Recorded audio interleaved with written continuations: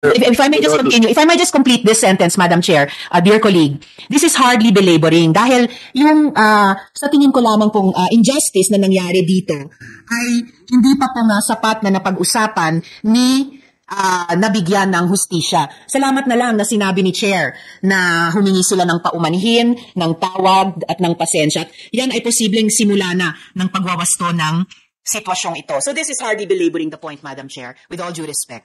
Madam Chair, first of all, the matter has become moot and academic already. It's not about press freedom, Madam Chair. It's about franchise. Iba po yun eh.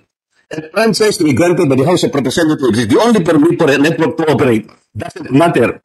Wala tayong pinag-uusapan na freedom of speech there. Freedom of speech is not the subject matter in that, Madam Chair. Kaya tinatanong ko lang with all due respect to the Senator, we shouldn't belabor this case. Salamat po. Salamat po, Madam Chair, at salamat, dear colleague. To reiterate, I am not belaboring. I am raising questions and receiving answers sa mga issues na unresolved. It is not moot and academic. Kasi ito po, sa aking hamak na opinion lamang, ay isang continuing injustice. Hindi po siya naging win-win situation. Kung win-win lamang po, hindi na po ito kailangang itanong pa.